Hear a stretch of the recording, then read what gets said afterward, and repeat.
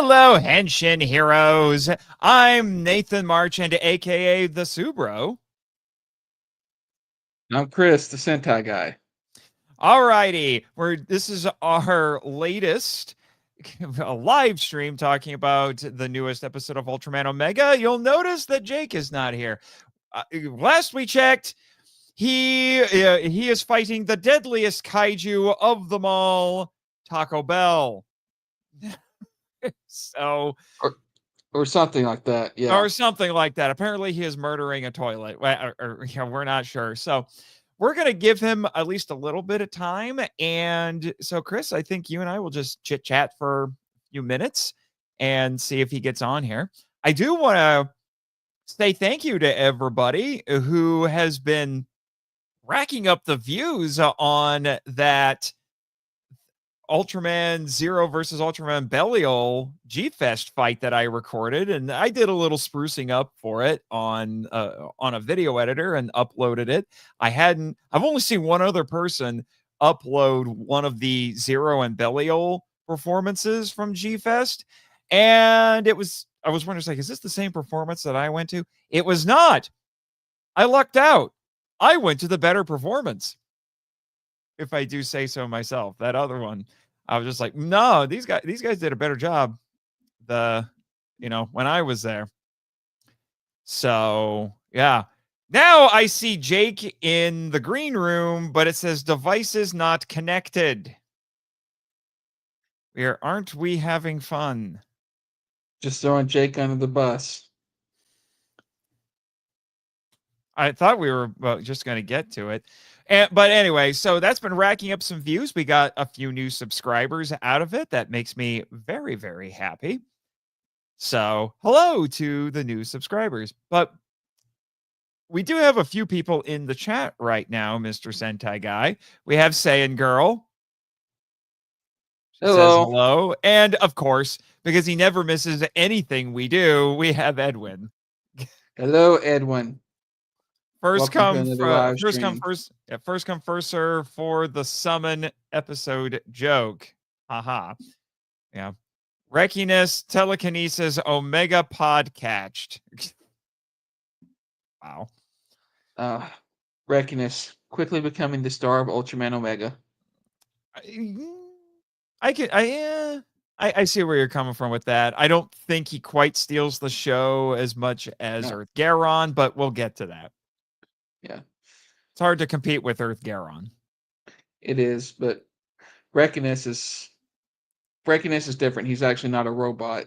He's unique, and he is, and there's some mystery there with him. But hey, we gotta hold off until Mr. Don gets here. Yeah. Yeah. All right, I'm trying to message him right now. This was his idea.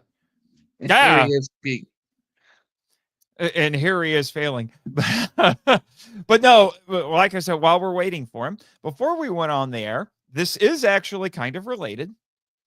But you mentioned that you and is it your oldest son? Youngest son, Michael. That the two of you actually started watching Ultra 7. And as I've been saying since we started these live streams, I see a lot of Ultra 7 in Omega. Yeah, I do. Omega is a little bit cockier than Dan Moriboshi, but he's I see a lot of Zero and Ultra 7 in him. In Omega? Yeah. Well, that makes sense because Zero is 7's son.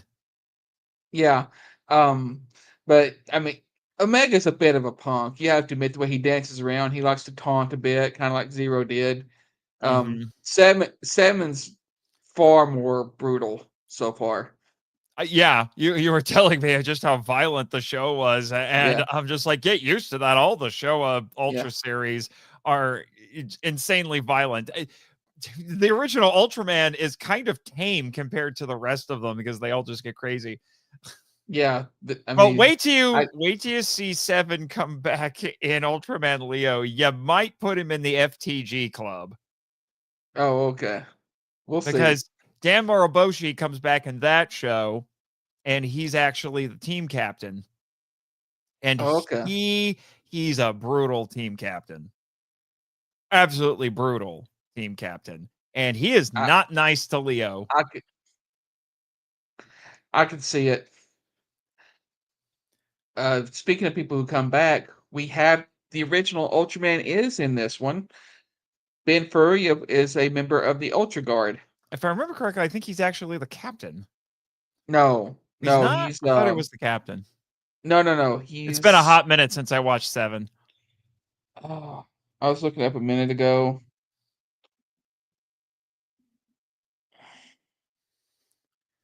It's all The right. Metal I'm Don's getting having problems. notifications. I have to manage this. Yeah, the Metal Don's sending messages. He says he can hear us, but it won't let him do anything.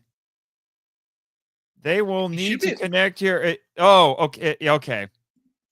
Okay. Hold on. It says you need to. We'll do it live. Connect Live. your mic and camera.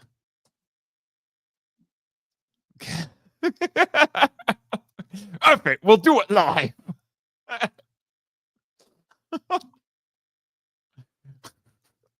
Are we having fun yet?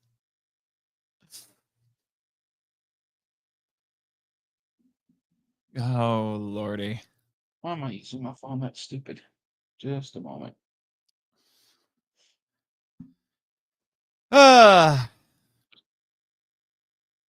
They need to make these fan wikis much friendlier for phones. Oh, which one are you looking at? There's actually 2 Ultraman wikis, and I only find one all that useful. I'm looking at the Ultraman wiki. Is that the one with the black background?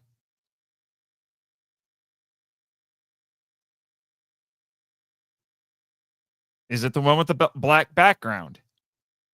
Yes. That's the good one. Yeah. It's just like there's Wikizilla and there's Gojipedia. Wikizilla, I think, is actually better. Yeah. Oh, also, Arashi is back. The actor who played Arashi plays Shigeru Furuhashi Mm-hmm. in In the Ultra 7? Guard in Mm-hmm. 7. Yeah. And then Ben Furuya, come on. He plays.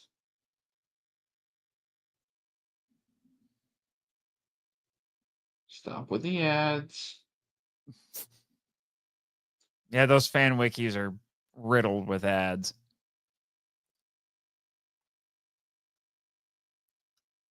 Yeah, he plays Amagai. Okay. He's the analyst of alien weaponry and computer expert. Okay. And funny Uh, enough, Hiroko Sakurai makes a guest appearance in Ultra 7, but it's in the banned episode, so you can't see her. Oh, lovely. Not unless you know where to look. Yeah, I'm sure I could find it somewhere. Talk to me after the stream. Don't I always?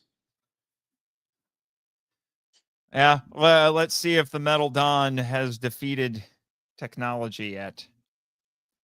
It's making his name more and more ironic as we go. So anyway, so how many episodes of Ultra 7 have you watched? I think we're on the 5th episode right now. 5th episode? Okay. I think we're on the 5th episode.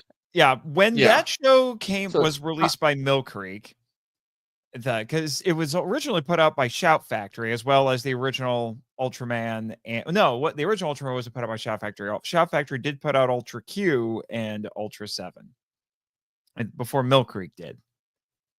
And when Mill Creek released it, I'd love to hear your take on this, because it's when I read this, like, that is dangerous marketing, because that sets a certain set of expectations in my head. They compared Ultra 7 to the original Star Trek. I could see that, honestly. there's a definite.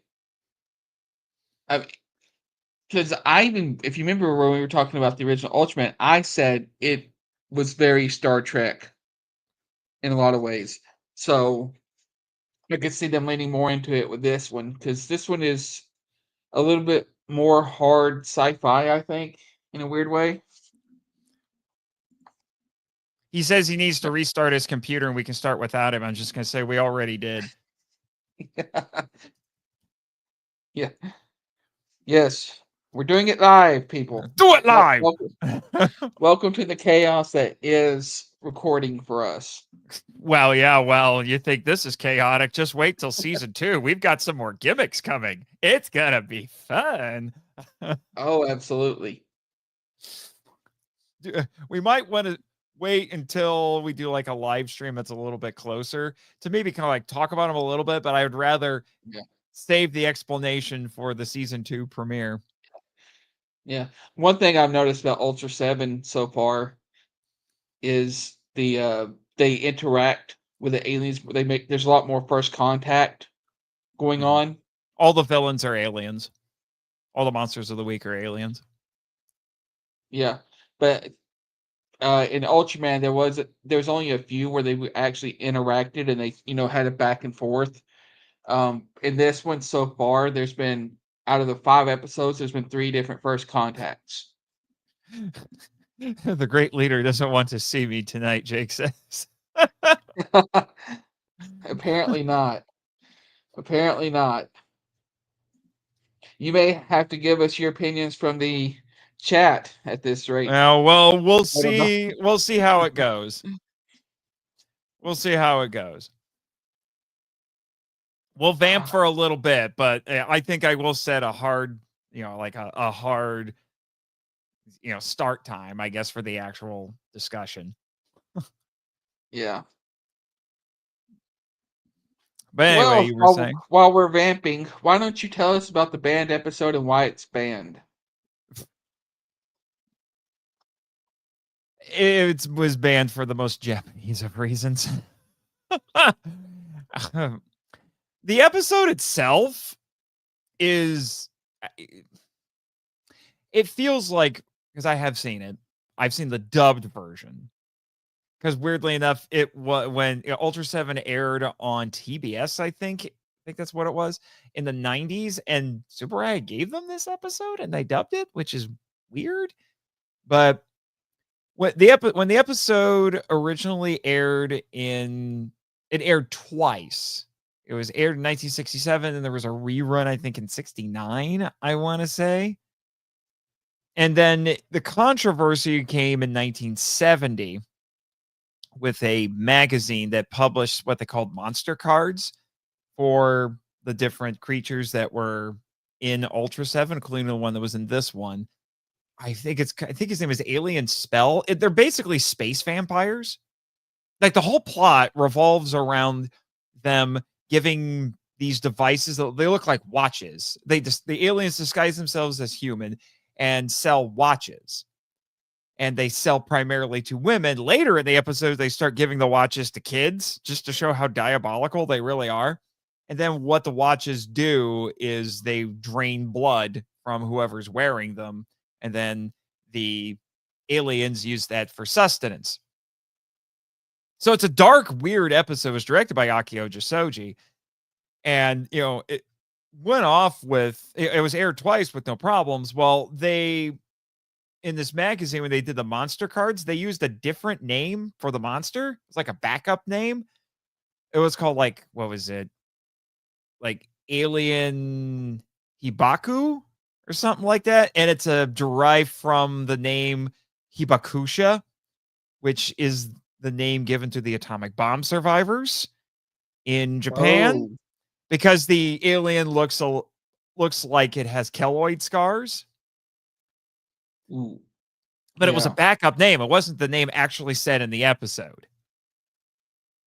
But because of that, some people saw that, and there's we'll say, what is the special interest group in Japan for the Hibakusha, and that this magazine got to them, and they objected to it and got the episode basically vaulted after that. But from what I have read, they objected without actually seeing the episode. And then all these people who were upset about it or groups, I should say, have since gone and actually watched the episode and are like, we're sorry. There's no problems. You could, we're sorry. But Tsuburaya has been a little too embarrassed by this, to release the episode.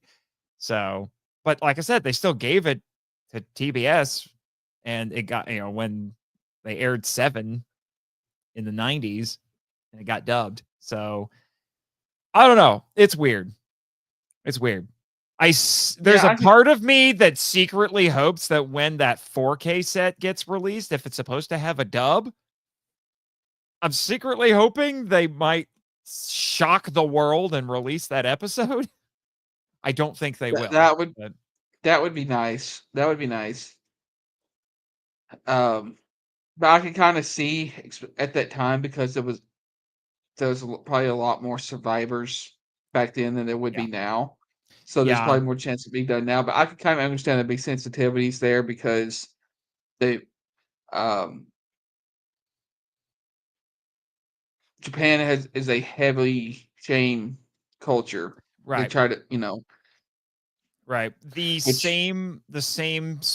it's the same special interest group. I know that the Hibakusha were the subject of another piece of banned media around this a few years after that.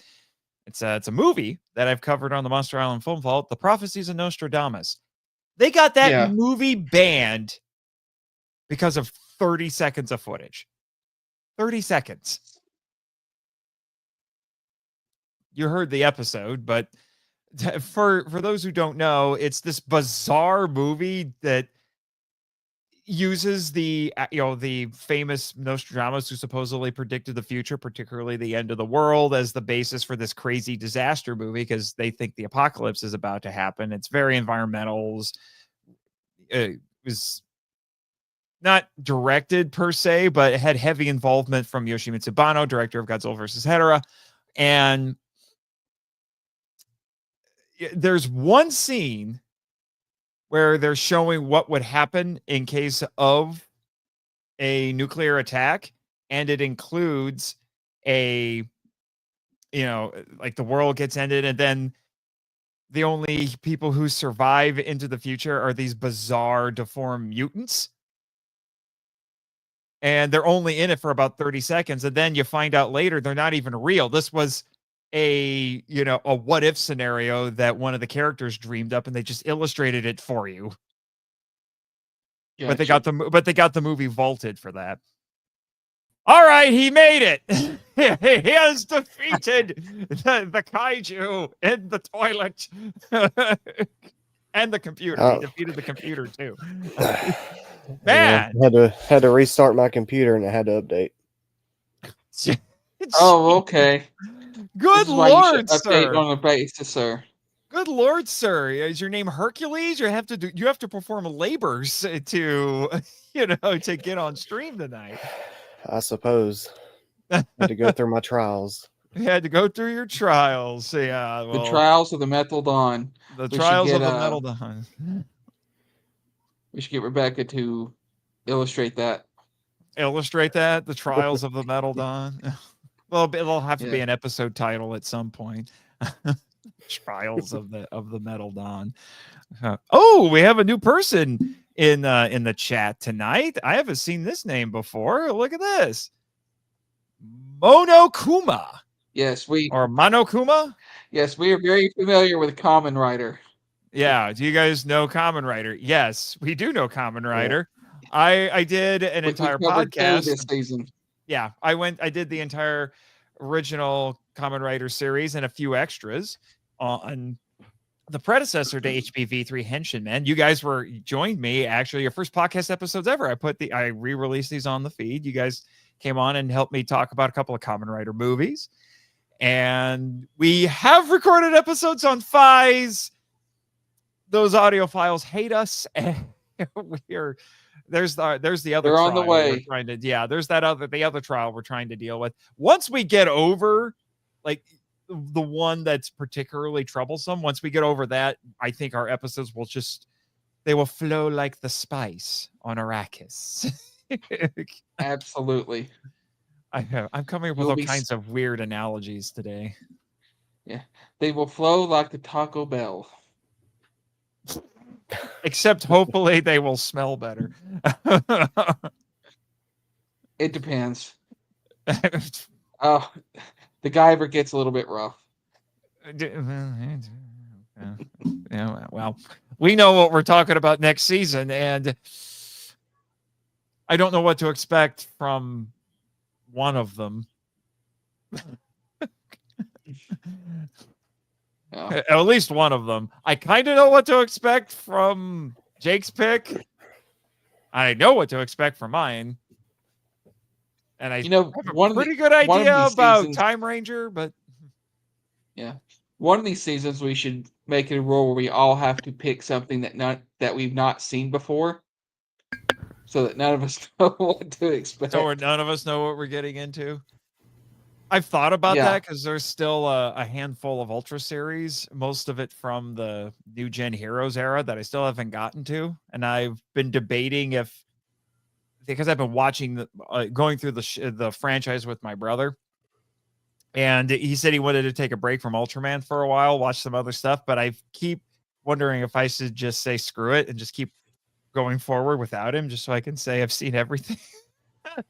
Yeah. I mean, it's not like you don't rewatch this stuff 1,000 times, so.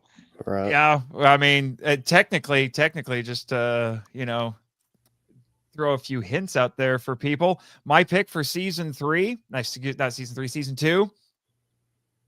It'll be the third time I've watched it. Madman. But Monokuma, Monokuma almost sounds like a condition. I'm just saying. I'm still trying to figure out exactly how this name works because mono is like the Latin word for one. So it's like monologue. But kuma is the Japanese word for bear. So I guess it's one bear. This is what he wants to know. What do we think of how do you pronounce this? Zesty? I just call him I Zesty. think it's I think it's Zest. Zest, like the soap. Yeah. That's I don't know. It's a bit of a weird name. What do we think of it?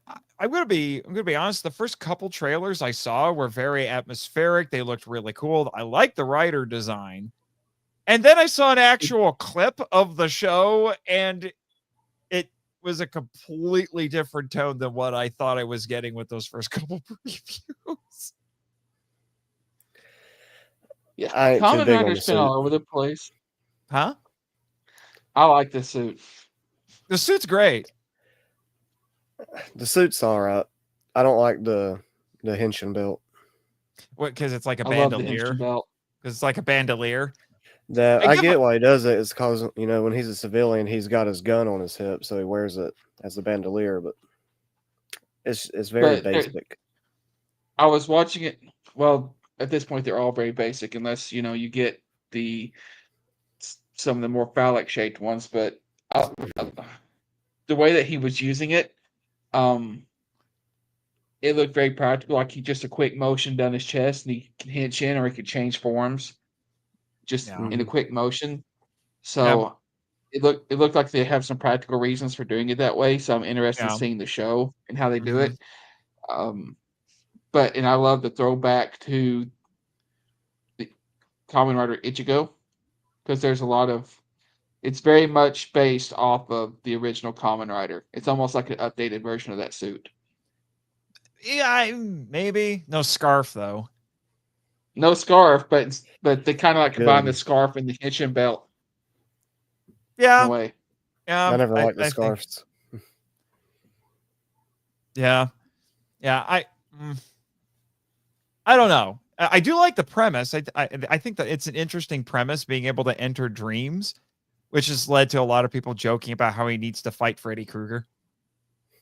That would be cool. It That would won't be awesome. happen. We know it won't Oh, happen. but Yeah, there will Freddy be would a win. fan. There will be a fan animation somewhere of it happening. So I'm looking forward to that. Probably at some point. But yeah, it's an interesting idea. Monokuma has some follow-up comments. He says that the belt's based on a beg. Not sure if this is where you wore it on the chest. I'm not sure what he's talking about there. And he says this is the third time there's been another Kamen Rider based on Ichigo. The other one was 01 and Gotchard. The other ones were 01 and Gotchard because 01 went back to the grasshopper motif, and it was the first time they had done that in a long time. Right. Because I don't think they've done that with a brand new. Well, no, like they did the 90s movies, they still did the grasshopper stuff, but once the Heisei era started with Kuga, they didn't do the grasshoppers anymore. About the only grasshopper was from Fives, and it was the Orphanok leader. Yeah. But they like I said, they didn't do the grasshopper motif again until 01. And to be honest, I like my Kamen Riders to be themed around insects because that's how it started. And it's because and I've said this before, this is a hot take for some people. I feel like one of my issues with Kamen Rider is that it's gotten so far away from what I think Kamen Rider is supposed to be that I look at a lot of rider designs and I'm like, you'd have to tell me that's supposed to be a Kamen Rider. I'd look at this as like, I'm like, this could be a really ridiculous Super Sentai or something. But yeah, their focus has been far more on their anime. But I did find a connection to our show and Kamen Rider V3 in Ultra 7. Really? They have a space station called V3. Oh, okay, that's amusing. 7 predates V3, but speaking of anime, Monokuma had another question for us. What about the anime called Tanzaburo Tojima Wants to Be a Kamen Rider? What have you guys thought about that? Has anyone else seen the preview for that? I haven't. I have first not. time I'm hearing about it.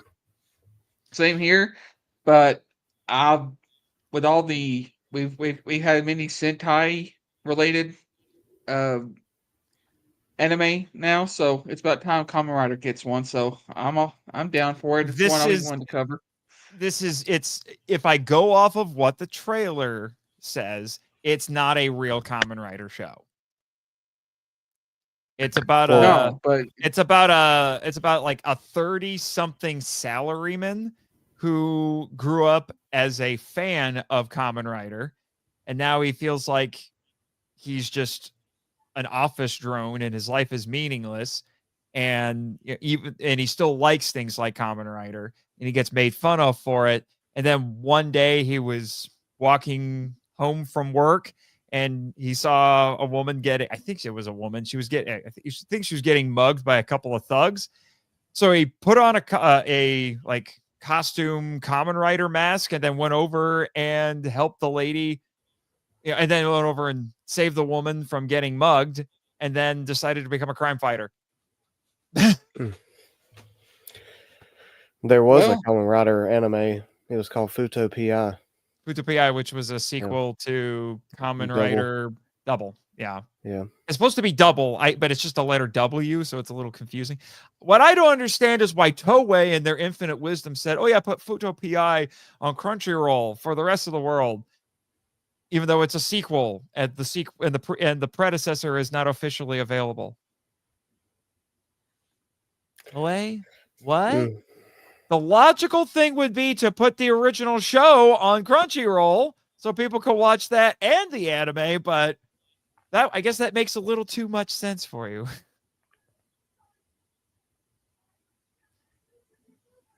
Anyway. Well, if after Omega's over, if we need to do another live stream, maybe that Kamen Rider Zets? No. The anime he was talking about may qualify because it's technically not Henshin, but But it can also we can kind of relate to it being in 30 somethings or 40 somethings. Yeah, we're all because we're all a bunch of fans, and we're like, I want to put on a mask and beat up bad guys. Yeah, pretty much. So Yeah, well, there's a funny question. Which of the three of us is the most likely to do that first? I think it's either Jake. me or Jake. Jake. Well, I already have Jake would Kamen Rider probably be the belts, most so successful, but that I army would say training's gonna Jake. kick in. I would say Jake. Yeah, I would too. yeah. I would just try to because I'm that goofy, but I would probably not be as successful as Jake. Yeah, but anyway, I know Monokuma is giving us some more comments. If you if you want to keep anybody besides Monokuma, you guys want to keep giving us comments, that's cool. I think we're gonna get into the episode discussion, and then any other comments or questions we'll handle at the end of that. So, yeah, let's get focused here since I don't think we've had a single stream for one of these that's been quote unquote normal just yet. First one was pre-recorded. The second one we were at G-Fest with a weird setup, and then we went and talked about other things that weren't the episode. Last week we did the episode and then talked about G-Fest, and this week technical difficulties and people leaving It's comments. always So something. it's always something. We'll see would- if we can break the It streak wouldn't next be week. recording with us if something was going on. Yeah. Oh, well, next week is going to be weird for me because I'm going to be at Gen Con. So I might be recording that one on location. Yeah, you Nice. will because you don't get to miss. Yeah, apparently I don't get to miss, but we'll have to figure out if we're doing it Friday or Saturday and what time. I won't be doing any. I won't be working, we'll say, because I'm selling books at Gen Con in Indianapolis for anybody who's interested. So the dealer hall closes at 6, and I usually try to go to one or two events in the evening just so I can kind of enjoy the con a little bit. But yeah, so we'll have to figure that out. But anyway, Ultraman Omega episode 4, Chasing the Claw Marks. I wasn't sure what to expect from the episode with that title, will admit. But it ended up being better than I thought it would. That's my initial thoughts. I think it was a very solid episode. What'd you A think? fun episode. It was a fun episode. I liked it a lot. Was anybody else getting Mr. Miyagi vibes from Our guest star? the boss, The landlord. the landlord, Yeah. Oyo?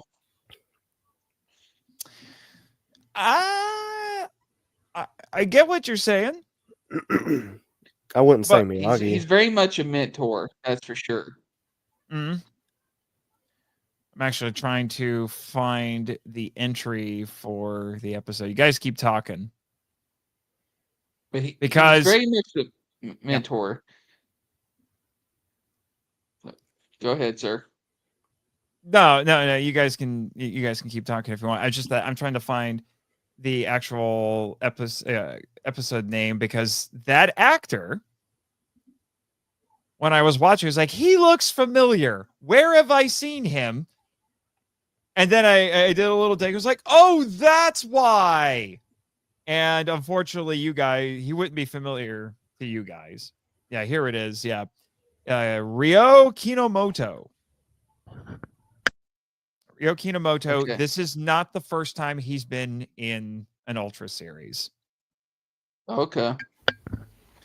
In fact, because I'm like, he's a legacy. He's got to be a legacy actor that they're bringing back. Yeah. So this is him right here. He was originally the team captain in Ultraman Dyna. Okay. Well, Nice. that makes sense. He had a very mentorish feel to me. Yeah. Yeah. So when I saw, and then I looked, I was like, that's why he looked familiar. Now he's had a couple of other roles in Ultraman. He had if I remember correctly, this is a relatively small part, but he was in Ultraman Cosmos 2. He apparently he was in Ultraman the Next. I don't remember this character, so I'm guessing it was a small role. And he kind of sort of played the same character from here in Superior 8 Ultra Brothers, because it's manager Hibiki. Because in all the characters, the actors, it's all past actors from Ultra series, and they play like normal alternate universe versions of their characters. He was in Ultraman Saga, again, as the Dyna commander, because Dyna's in that movie. And he was in Orb. And he's also been the narrator for the digest trailer for Omega. So this isn't his first rodeo in Ultraman. I like him. I think he's very comical, especially whenever he's telling him he got a new rod. And everything. Yeah, actually, his team leader, Hibiki, was actually kind of a funny guy too in Ultraman Dyna. So it's very befitting of him here. Yeah. But we find out that what is his name again? I forgot. I've already forgotten. Kosei. Kosei is kind of between jobs. Kind of a freeloader, but not really. Yeah, kind of. Well, no, he manages the warehouse, but he's also free to look for other jobs while he's doing it. So he's still employed, but it's obviously kind of like the landlord is taking him underneath his wing and trying to nurture him and help him find his footing in the world. But I got the impression that he hasn't told the landlord the whole story, so he feels like, because it seems like he's trying to keep something of a secret, like he's a little embarrassed. Yeah, I think it's embarrassed he's having to keep a secret at all, because there is a secret. Omega lives with him. Well, yeah, he can't he can't go and tell him the full truth, and I think that's the point. He feels guilty that he's having to hide anything from this man who's his mentor and like a grandfather to him. So that was kind of our A plot in this. It was more focused on Kosei and not so much on Serato and the monster stuff. In fact, I don't think we don't even get the slightest hint of the kaiju stuff. That's a B plot. And I don't think it gets brought up until about a third, I think, of the way through the episode. Yeah. Yeah. Whenever he finally goes to, is it AU? Is that her name? Yeah, Ayumu. I think it's Ayumu. Who still hasn't figured it out. But remember how we were saying, like, by episode 3, she's going to have it figured out? Still hasn't figured it out. Yeah, but we also thought that she'd be hanging out with him a lot more, but she's not. She's actually it's a professional consultant. Like she's calling them whenever she has an issue, but she's not around them enough. But you could tell she's probably starting to piece some things together. But so they're handling it well. It's not like she's with them day in and day out. Yeah, I just don't want this to go on the entire season. I have a feeling it's going to happen. Huh? So I don't think it will. It'll probably be by at least episode 10. Yeah. Yeah. That'll be our next prediction. Episode 10. By episode 10, she's going to figure it out. I say that will be her focus episode, because Kosei just got one.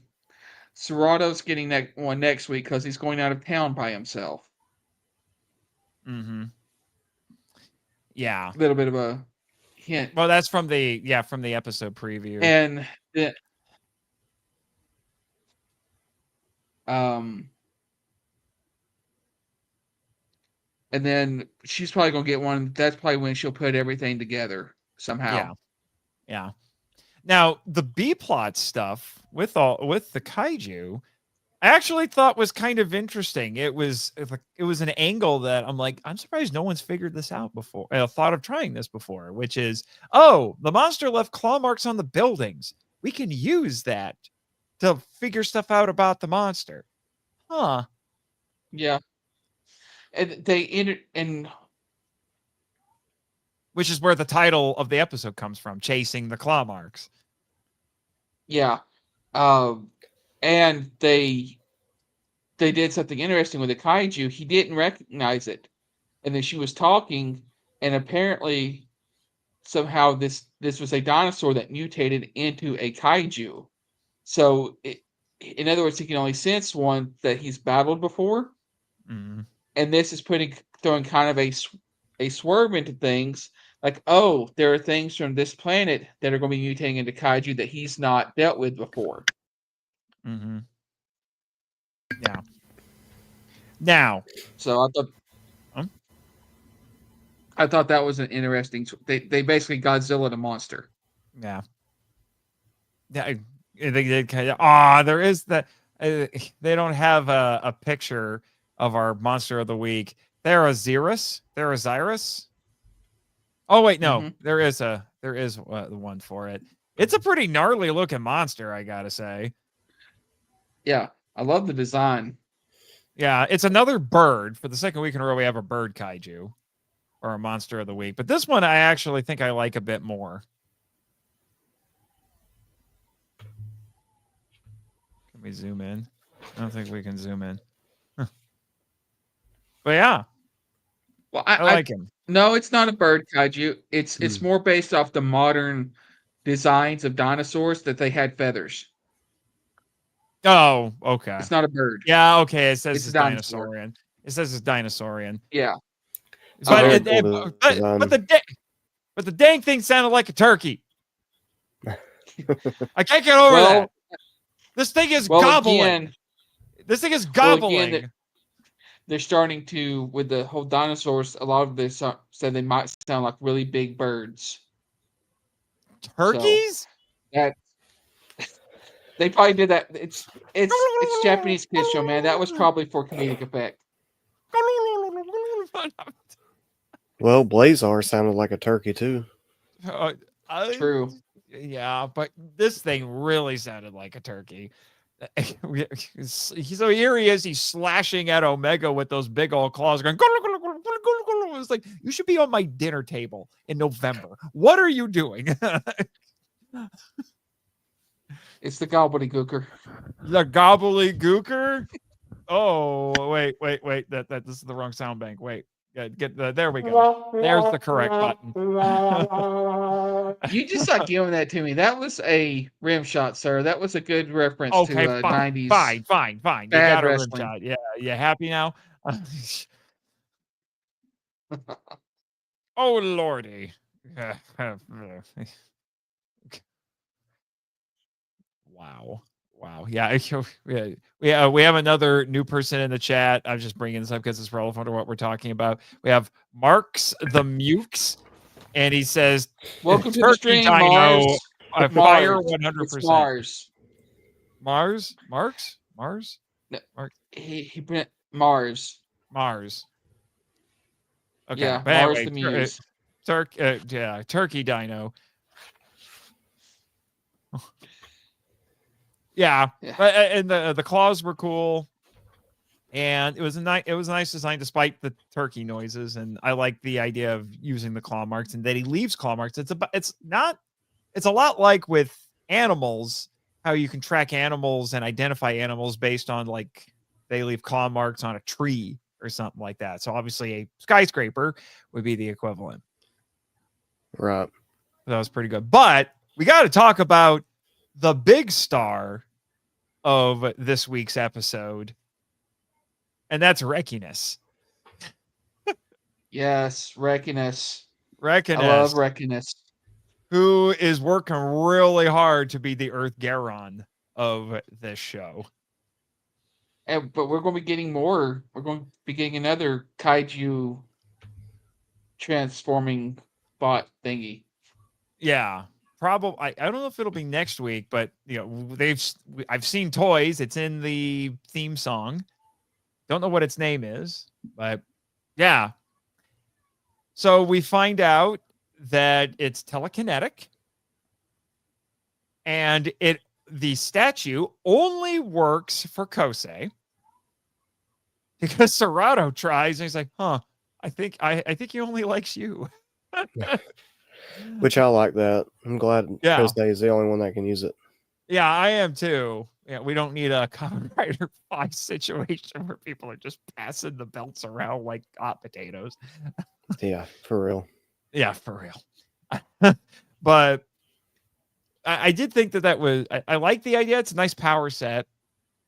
And it's a cool looking statue. Reminds me a little bit of the Shisa statue from Godzilla versus Mechagodzilla, 1974.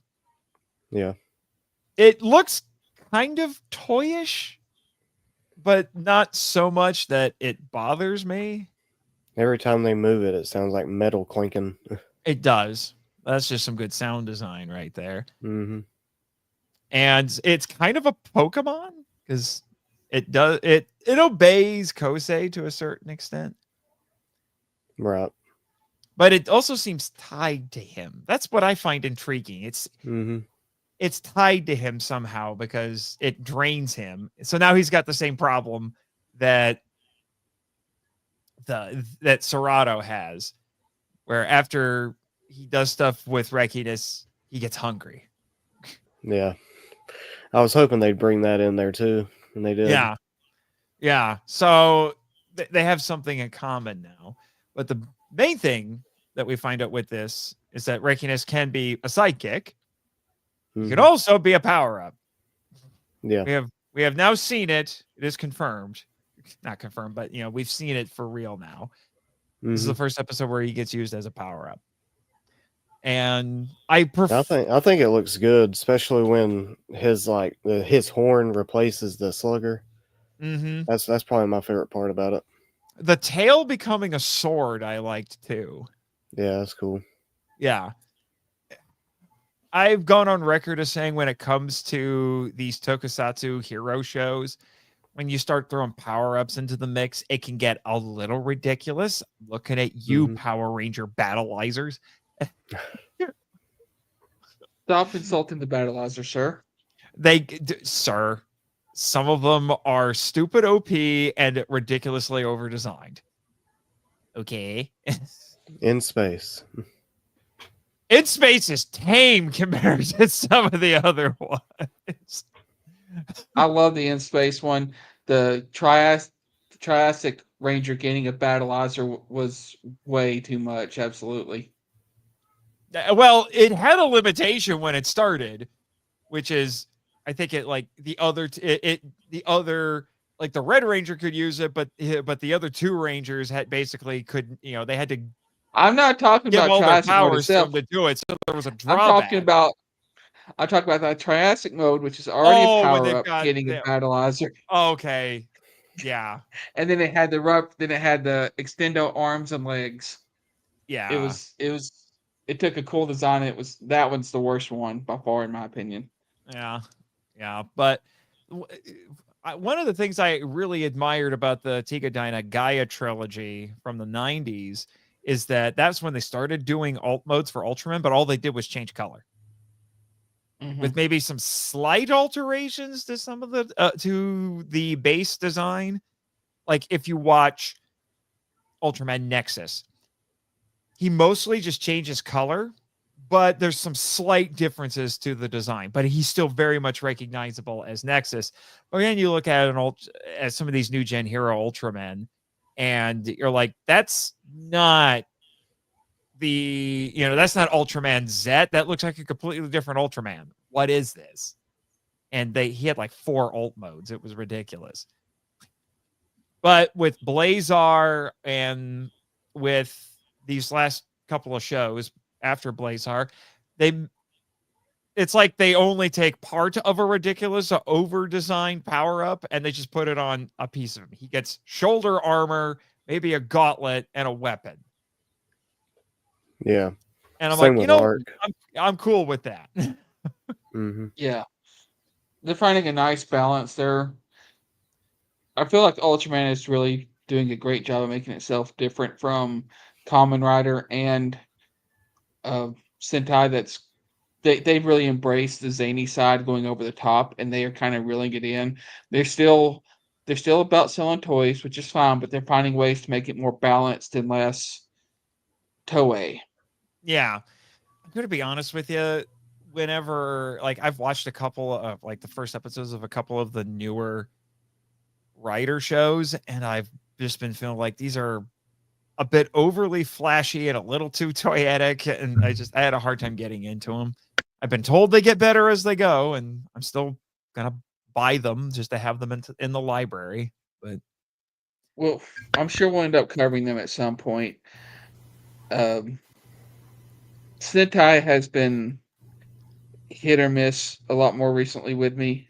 Sentai. But I did like the and I'm blanking on the name right now, but the one that was where they're all kings. King Oger? King Oger. King Oger, yeah. I don't know why I was blanking on the name. But yeah, King Oger. And apparently there's a special where the original King Ranger shows up. Yeah, I've heard about that.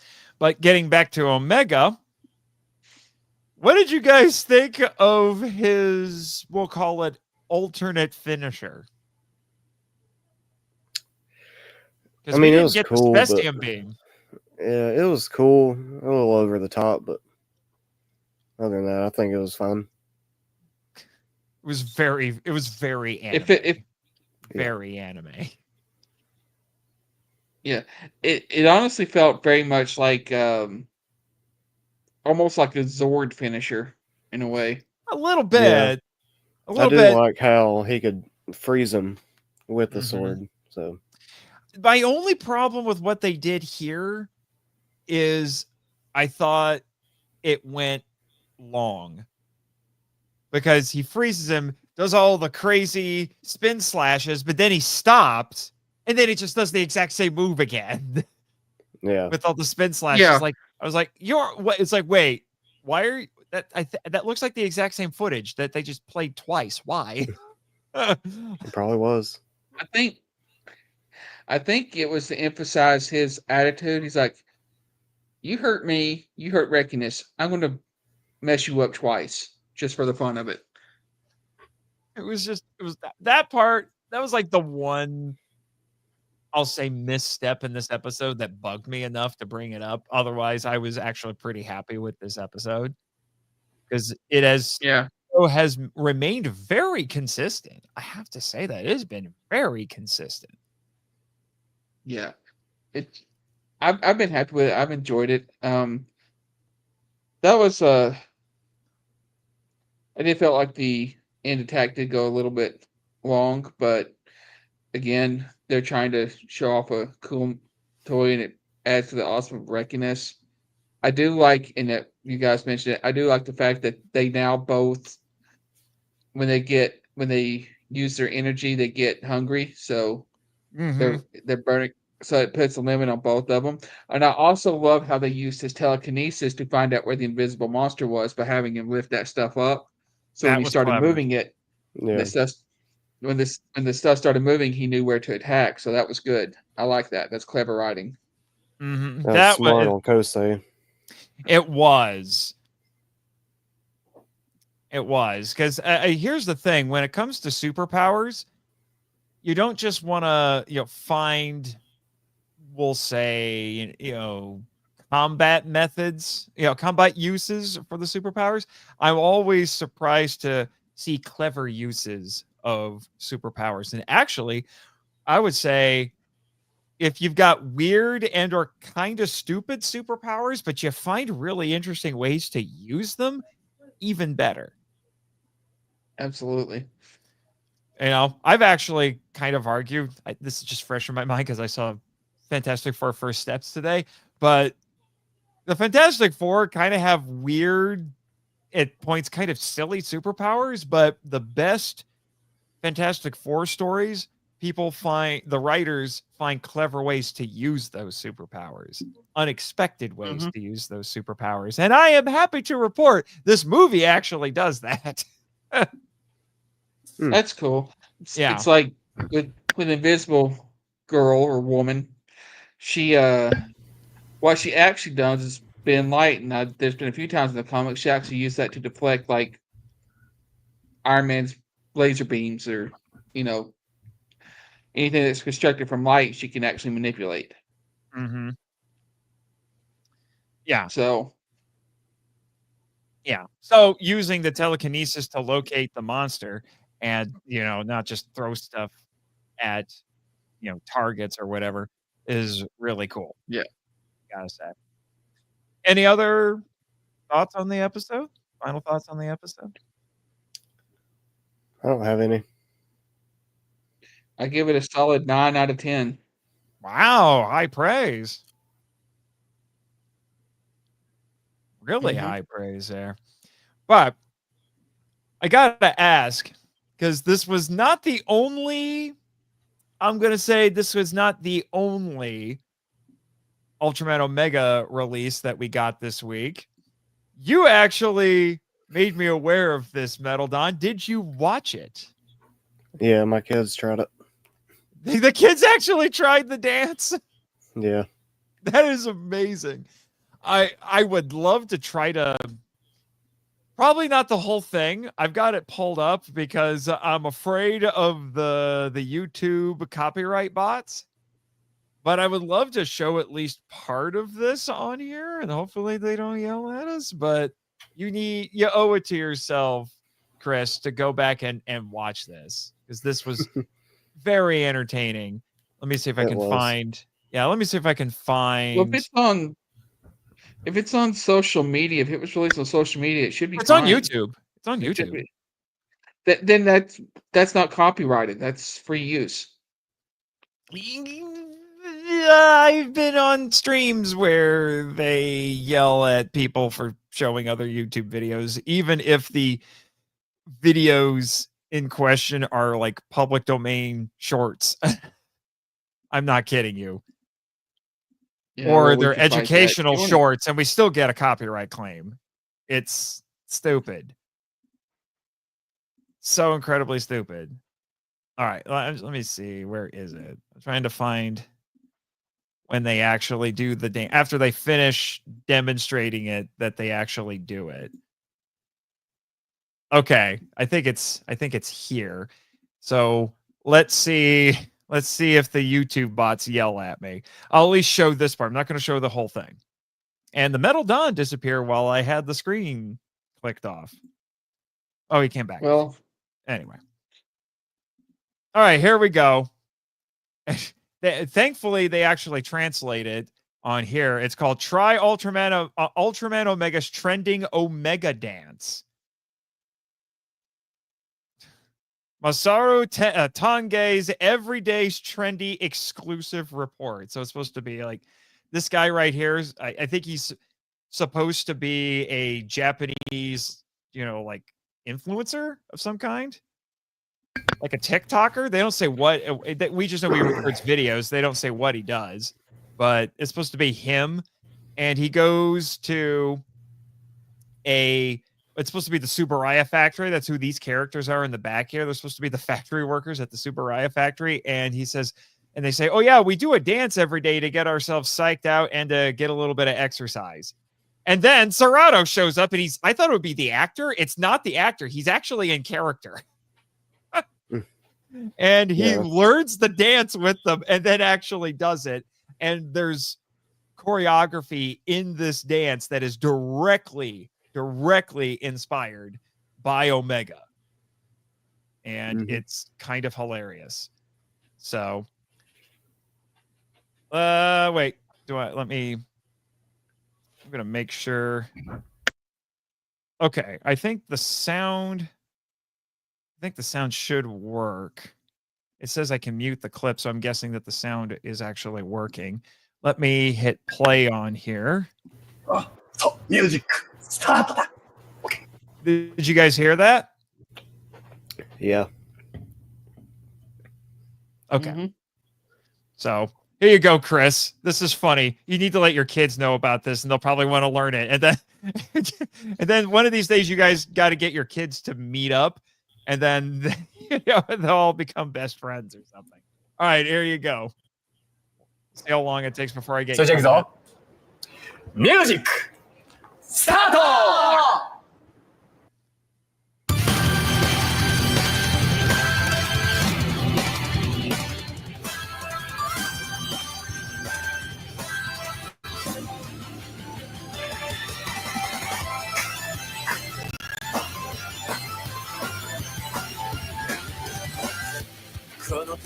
This just reminded me of working at Amazon. 眩しい願いをつかみたいだけだよ探しているのは過去じゃないんだ心が走り出す衝動なんだもう輝きやだい My youngest would do this. My teens will know. 眼差しは映すんだ眩しい明日切り開いてく未来を見つめるため抱いてるその希望が熱く叫ぶ光になれ瞳に映した夢を歩こうその先へ伸ばせオメガ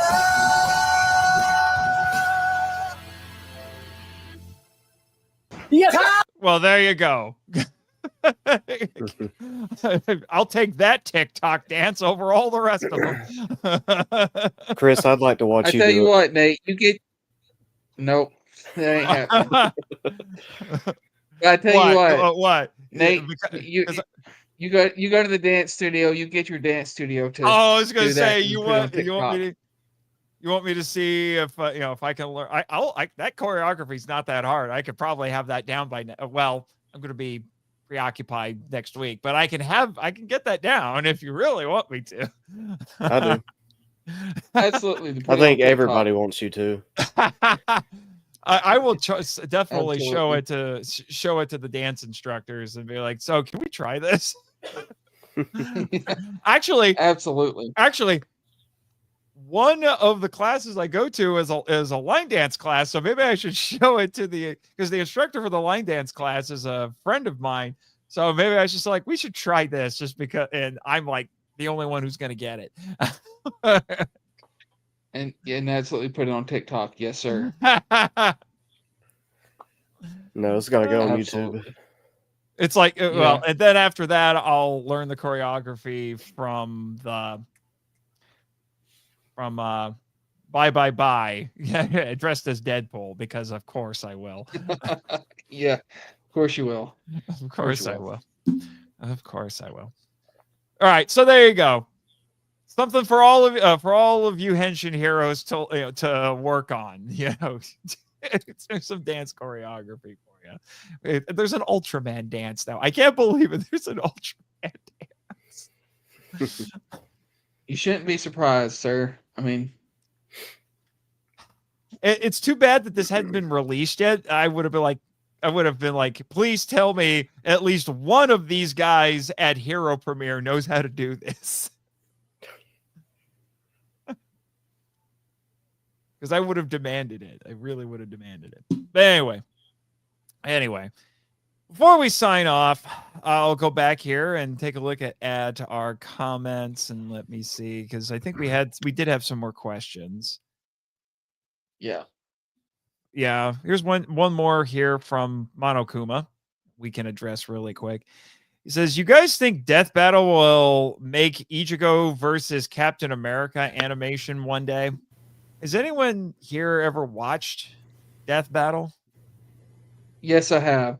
And they've run through so many ideas. I would not be surprised if they didn't start doing stuff like Kamen Rider Ichigo versus Captain America. That would be pretty cool. I think they've done a podcast discussion episode where that was one of the matchups that was brought up as a possibility. And at first, I didn't listen to the episode, but I'm like, Captain America and Kamen Rider? That doesn't make sense at first. And then I thought it was like, actually, no, it does. Because they both became super soldiers after experimentation. I get it now. Because that's how Death Battle works, is there's the characters that they pit against each other have something in common. So it's not just like this really stupid random matchup. No, they have to have them actually have something in common that makes it interesting. Mm-hmm. Monokuma, is that you, Android 14? Because I know Mars the Muse is from Sand Girls Minecraft group. So I'm thinking Monokuma is also from that group. Oh, okay. Yeah. Look at you, Hey, Chris, being a spy. yeah, for real. Yeah. He says I'd watch that. I'm guessing he's talking about that death battle thing, but I'd watch it. but I what- haven't watched Death Battle in a long time.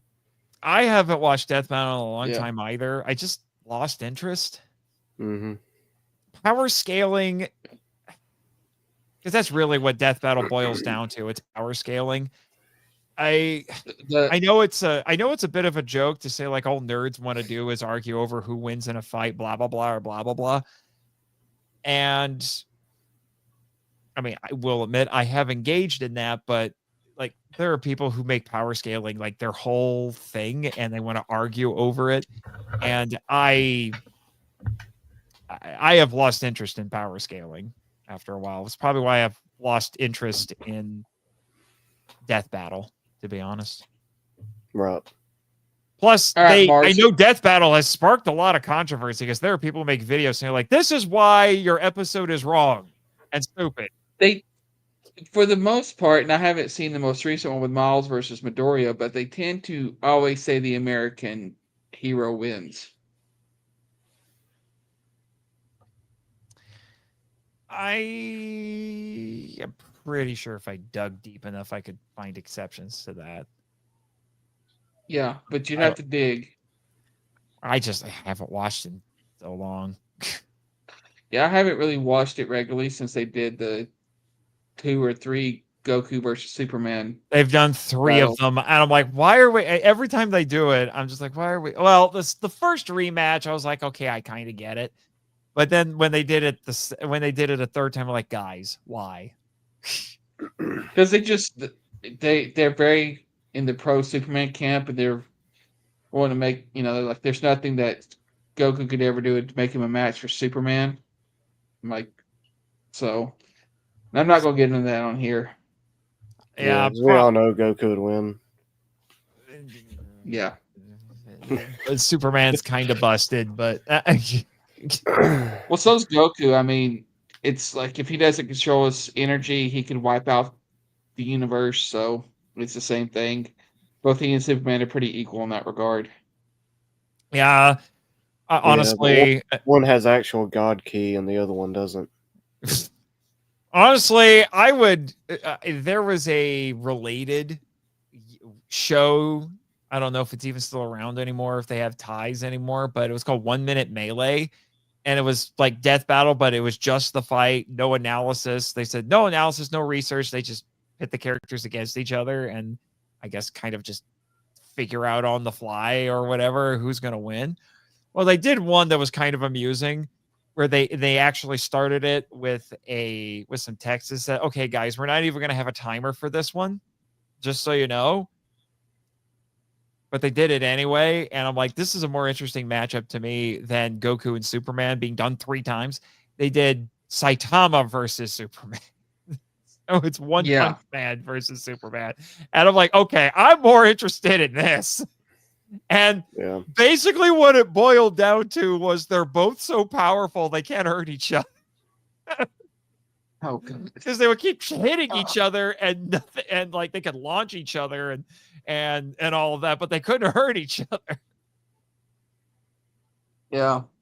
And Saitama just got tired of getting punched in the face by Superman. He's like, leave me alone. He just walked away. That sounds about right. But I will admit, that did kind of make Superman look a little bit like a jerk, but it was kind of funny at the same time because he thought that because Saitama was bald like Lex Luthor, he must have been either a Lex Luthor or a villain. Right. But yeah. Yeah, I don't know what to tell you there. But yeah, I haven't followed Death Battle in a long time. And my mouse is acting up. We'll do it live. There we go. Got it working. All right. Unless you guys have anything else to bring up, I think we can close this stream down for the week. Hopefully, Metal Dawn, your computer will be in proper working order come next week. And you'll make wiser cuisine choices before streaming next week. And may the power protect you. Yeah, for sure. From a lot of things. See you later, Henshin heroes.